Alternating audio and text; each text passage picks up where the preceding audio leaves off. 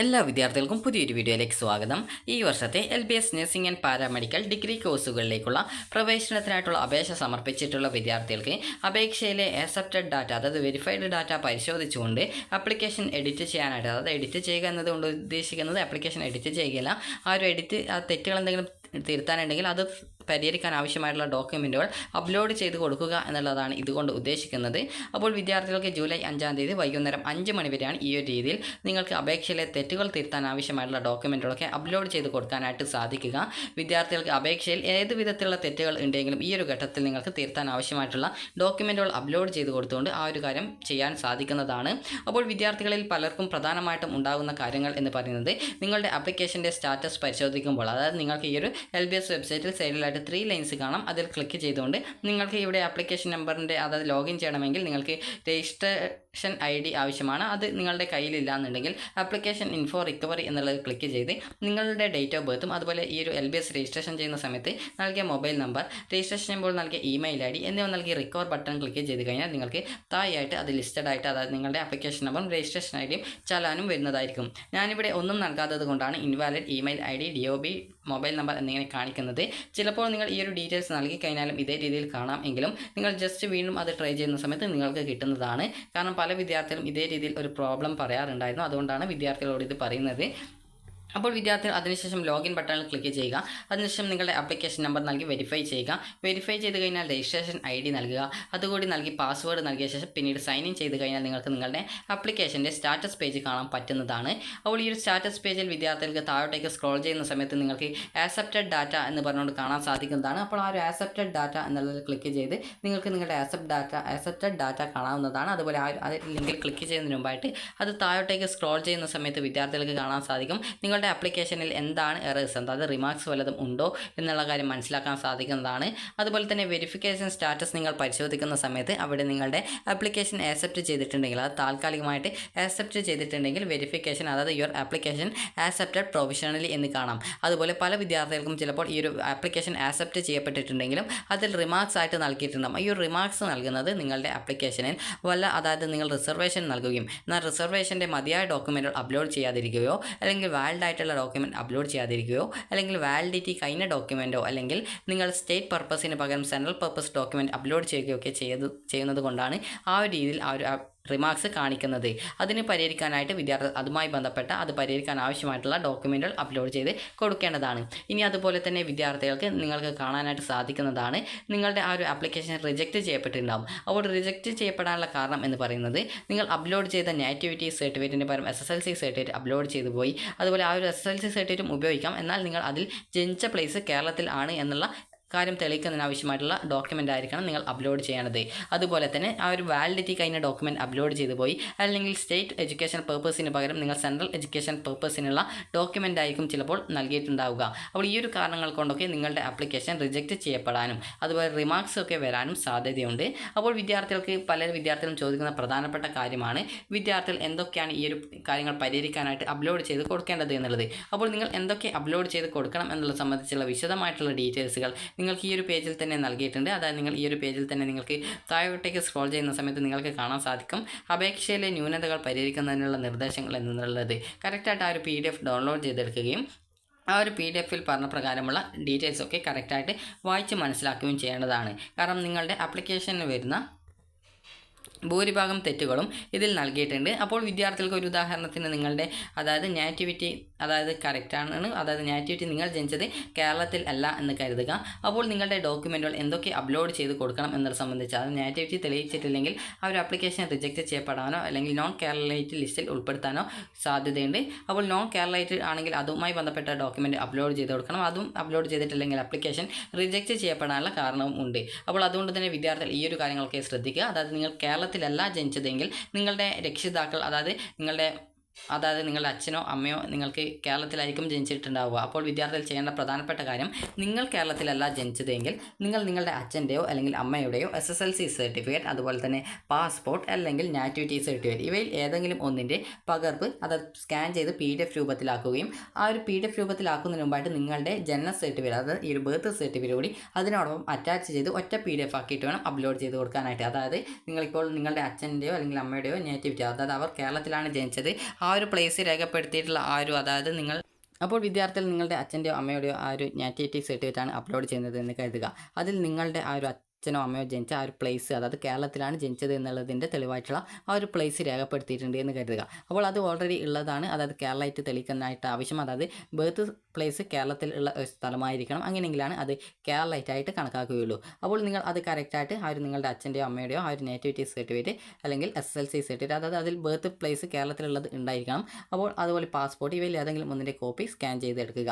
അതിനുശേഷം അതിനോടൊപ്പം തന്നെ PDF ആക്കുന്നതിന് മുമ്പായിട്ട് മറ്റൊരു പേജിൽ നിങ്ങളുടെ ബർത്ത് സർട്ടിഫിക്കറ്റ് കൂടി സ്കാൻ ചെയ്ത് എടുക്കുക. അതിനുശേഷം ഇതിനെ രണ്ടിനെയും കൂടി അങ്ങ് PDF ആക്കുക. അതായത് നിങ്ങൾക്ക് നിങ്ങളുടെ ഫോണിൽ തന്നെ അതിനുള്ള സൗകര്യമുണ്ട്. JPG to PDF എന്നുള്ള രീതിയിൽ ആക്കാൻ പറ്റുന്ന സോഫ്റ്റ്വെയർസ് ഒക്കെ ഉണ്ട്, അതായത് ആപ്ലിക്കേഷൻസ് ഒക്കെ ഉണ്ട്. അത് വെച്ച് നിങ്ങൾക്ക് നിങ്ങളുടെ ഒരു ഇമേജ് ആയിട്ടുള്ള, അതായത് ഇമേജിനെ നിങ്ങൾക്ക് PDF രൂപത്തിലേക്ക് മാറ്റുന്നതിനായിട്ട് സാധിക്കുന്നതാണ്. അപ്പോൾ ഒരു രീതിയിൽ നിങ്ങൾക്ക് മാറ്റാൻ സാധിക്കും. അപ്പോൾ വിദ്യാർത്ഥികൾക്ക് ഒരു രീതിയിൽ നിങ്ങൾക്ക് നിങ്ങളുടെ ഒരു ഡോക്യുമെൻറ്റ് അപ്ലോഡ് ചെയ്ത് കൊടുക്കാവുന്നതാണ്. അപ്പോൾ ഈ രീതിയിൽ നിങ്ങളുടെ അച്ഛൻ്റെയോ അമ്മയുടെയോ നേറ്റിവിറ്റി സർട്ടിഫിക്കറ്റ്, അതുപോലെ തന്നെ നിങ്ങളുടെ ബർത്ത് സർട്ടിഫിക്കറ്റ് ആണ്, അതായത് നിങ്ങൾ കേരളത്തിലല്ല ജനിച്ചതെങ്കിൽ നിങ്ങൾ അപ്ലോഡ് ചെയ്ത് കൊടുക്കേണ്ടത്.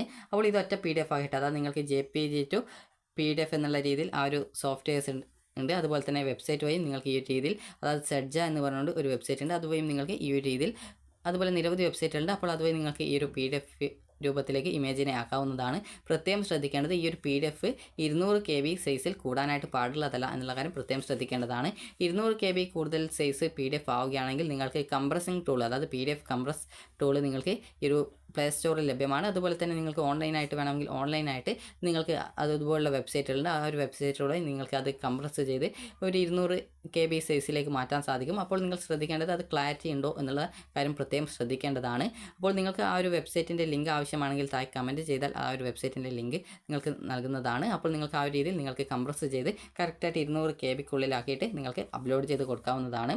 അപ്പോൾ ഇനി അടുത്തതായിട്ടുള്ളത് വിദ്യാർത്ഥികളുടെ നേറ്റിവിറ്റിയുടെ, അതായത് വാലിഡിറ്റി കഴിഞ്ഞു പോയതായിരിക്കും ചിലപ്പോൾ ഉണ്ടാകുന്ന കാരണങ്ങൾ. അപ്പോൾ നിങ്ങൾ കേരളത്തിലാണ് ജനിച്ചത്, പക്ഷേ നിങ്ങളുടെ നേറ്റിവിറ്റി സർട്ടിഫിക്കറ്റിൻ്റെ ആപ്ലിക്കേഷൻ, അതായത് നിങ്ങൾ നേറ്റിവിറ്റി സർട്ടിഫിക്കറ്റ് അപ്ലോഡ് ചെയ്ത് കൊടുത്തു, എന്നാൽ അത് റിജക്റ്റ് ചെയ്യപ്പെട്ടിട്ടുണ്ടെങ്കിൽ അതിനുള്ള കാരണം അതിൻ്റെ വാലിഡിറ്റി കഴിഞ്ഞതായിരിക്കും. കാരണം സാധാരണ നേറ്റിവിറ്റി സർട്ടിഫിക്കറ്റിന് വാലിഡിറ്റി ഇല്ല, അതായത് ഇത്ര വാലിഡിറ്റി എന്ന് പറയുന്നില്ല. അപ്പോൾ അതിന് വാലിഡിറ്റിയുടെ ആവശ്യമില്ല. പക്ഷേ അത് സ്റ്റേറ്റ് പർപ്പസോ എഡ്യൂക്കേഷണൽ പർപ്പസോ എന്നുള്ള കാര്യം ചെക്ക് ചെയ്ത് നോക്കുക.